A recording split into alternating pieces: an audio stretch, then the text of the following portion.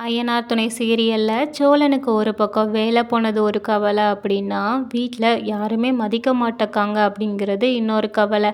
அதே மாதிரி நிலாவுக்கு ரொம்பவே கஷ்டப்பட்டு ஸ்கூட்டி வாங்கி கொடுத்தாலுமே, நிலா சோழனை தவிர மீதி எல்லார்கிட்டையுமே கற்றுக்கிட்டுறாங்க, சோழன்கிட்ட மட்டுமே கற்றுக்கல. இது இன்னுமே நம்ம சோழனை கோவப்படுத்துது. நிலா இவங்கள தவிர்த்துட்டு மற்ற எல்லார்கிட்டையுமே நல்லா பேசுறது அவங்களுக்கு கொஞ்சம் கொஞ்சமாக பொறாமையை தூண்டிக்கிட்டே இருக்குது. இதை மெருகேத்துற மாதிரி நம்ம நடேசனுமே, அவள் கண்டிப்பாக உனக்கு ஒரு பொண்டாட்டியாக வாழ மாட்டா, எனக்கு தெரிஞ்சு கொஞ்ச நாளில் உனக்கு தங்கச்சியாக மாறினாலுமே மாறிடுவா அப்படின்னு சொல்லிட்டு ரொம்பவே ஒரு மாதிரி நடேசன் பேசுகிறாங்க. இதை கேட்டதுமே சோழனுக்கு ரொம்பவே கோபம் வந்து என்ன செய்கிறதுன்னு தெரியாமல் அவங்க பாருக்கு கிளம்பி போகிறாங்க. போன இடத்துல கூட வந்த அந்த வண்டி ஓனர்கிட்டயே ரொம்பவே புலம்பிக்கிட்டு இருக்கிறாங்க. அவர் சொல்கிறாரு, என்னப்பா சோழன், நீ காதல் கல்யாணம் பண்ணிட்டு நல்லபடியாக வாழ்க்கையில் இருக்குன்னு தானே நான் நினச்சிக்கிட்டு இருக்கேன், நீ எதுக்கு இப்படியெல்லாம் புலம்புறன்னு சொல்லி கேட்குறாங்க. காதல் கல்யாணமா, யார் சொன்னா அப்படின்னு சொல்லிட்டு அவங்க, நீங்கள் டிரைவராக தானே என்னை அனுப்பி விட்டீங்க, அந்த வீட்டில் இந்த மாதிரி நானும் டிரைவராக தான் வேலைக்கு சேர்ந்தேன், அந்த பொண்ணுக்கு ஏற்படுத்தின அந்த கல்யாணம் அந்த பொண்ணுக்கு பிடிக்கல, என்னை எப்படியாவது சென்னையில் கொண்டு போய் விட்டுருங்கன்னு சொல்லி தான் கேட்டாங்க. நான் தான் அதுக்கு ஏற்பாடு பண்ணி அவங்கள சென்னைக்கு கூட்டிகிட்டு வர்றதுக்காக வந்தேன். அப்படி வர வழியில் போலீஸ் பிடிச்சது, அதனால் நாங்கள் கல்யாணம் பண்ணிக்கிட்டோங்கிறது எல்லாத்தையுமே சொல்கிறாங்க. இதை கேட்டதுமே அந்த ஓனருக்கே ரொம்பவே ஷாக் ஆகுது. என்னப்பா இவ்வளோ விஷயம் நடந்திருக்குது, என்கிட்ட எதுவுமே சொல்லலைன்னு சொல்லிட்டு அவங்க கேட்குறாங்க. அதுக்கு சொல்லணும், இல்லை வேலை பார்த்த இடத்துல இவ்வளோ பிரச்சனை ஆயிருக்குன்னு சொல்லிட்டு ஏதாவது சொன்னால் நீங்கள் எதுவும் நினச்சிப்பீங்கன்னு சொல்லிட்டு தான் நான் எதுவுமே சொல்லலை அப்படின்னு சொல்லி சமாளிக்கிறாங்க. அதுக்கப்புறம் அந்த டிரைவருமே வீட்டுக்கு போயிட்டு மறுநாள் காலையில் அவங்க போதை தெளிஞ்சு எந்திக்கும் போது தான் யோசிக்கிறாங்க, இந்த பையன் நேற்று ஏதோ புலம்புனானே அப்படின்னு சொல்லிட்டு. அதுக்கப்புறம் தான் அவங்களுக்கு உண்மையே தெரியுது, அவங்க நிலாவை எப்படி கல்யாணம் பண்ணாங்கங்கிறது சொன்னது தான். இது நினைவுக்கு வந்ததும் அவருக்கு ரொம்பவே ஷாக் ஆகுது. ஆஃபீஸ்க்கு போனதும் சோழனுக்கு ஃபோன் பண்ணுறாங்க. அவர் என்னன்னு சொல்லி கேட்கும்போது, எப்பா நீ நேற்று நைட்டு நிறைய விஷயம் சொன்னியே, அதெல்லாமே உண்மையான்னு சொல்லி கேட்குறாங்க.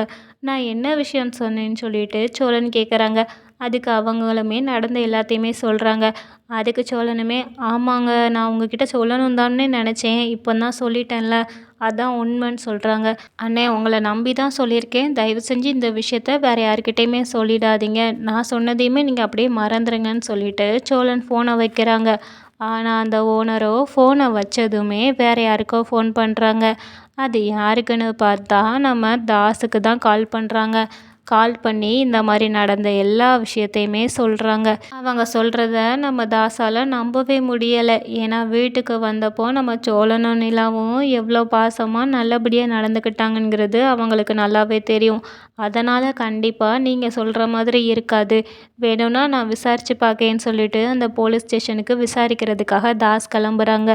அவங்க கிளம்பும்போது மனோகர் கேட்குறாங்க, என்னப்பா என்ன ஃபோன் வந்துச்சு, எதுக்கு இவ்வளோ வேகமாக போகிற அப்படின்னு சொல்லிட்டு.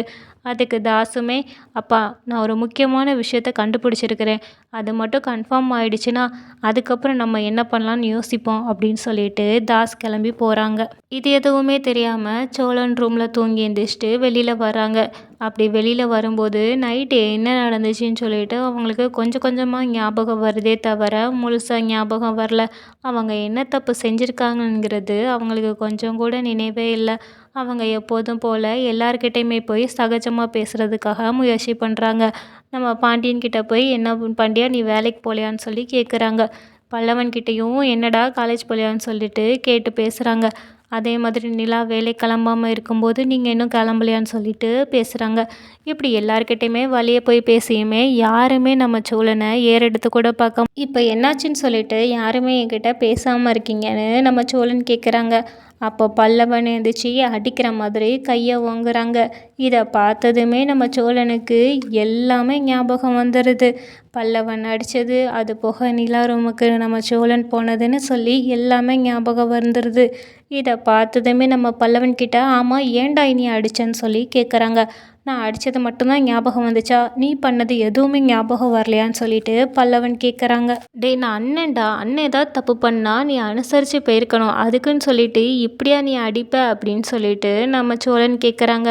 நாங்கள் அடிக்க மட்டும் இல்லை, உன்னைய கொன்றுக்கவே செய்வோம் நீ நேற்று பண்ணின வேலைக்குன்னு சொல்லி பாண்டியன் சொல்கிறாங்க. டேய் அவ்வளோ மோசமாக நான் என்னடா பண்ணேன்னு சொல்கிறாங்க. அதுக்கு சேரன் சொல்கிறாங்க, டேய் அது கூட ஞாபகம் இல்லாத அளவுக்கா நீ குடிச்ச? நீ குடிச்சிட்டு வீட்டுக்கு வரக்கூடாதுன்னு உன்னை எத்தனை தடவை சொல்லியிருக்கிறேன். நேற்று குடிச்சிட்டு அந்த பொண்ணு ரூமுக்கு போயிட்டடா. அந்த பொண்ணு எவ்வளோ பாவம், நமக்காக மட்டும்தான் இங்கே இருக்காங்க. நம்ம இங்கே இருங்கன்னு சொல்லி கேட்கலன்னா அந்த பொண்ணு எப்போவே கிளம்பி வேற எங்கேயாவது போயிருக்கும். நம்ம அந்த பொண்ணு பாதுகாப்பாக வச்சுருக்கோன்னு நினச்சி தான் அவங்க இங்கே இருக்காங்க. நீ இந்த மாதிரி பண்ணிக்கிட்டு இருந்தா அந்த பொண்ணு எப்படிடா பாதுகாப்பை உணருவா? அவள் கண்டிப்பாக வெளியில் எங்கேயா தானே போவாங்க.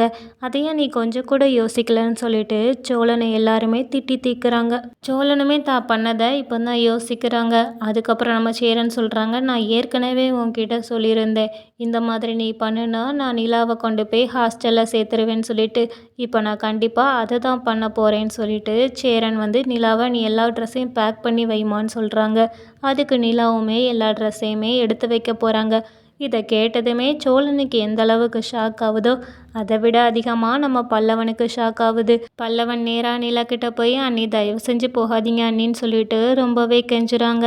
ஆனால் நிலாவுக்கு தான் தெரியும் அவங்க நைட்டு எந்த அளவுக்கு பயந்தாங்க அப்படின்னு சொல்லிட்டு.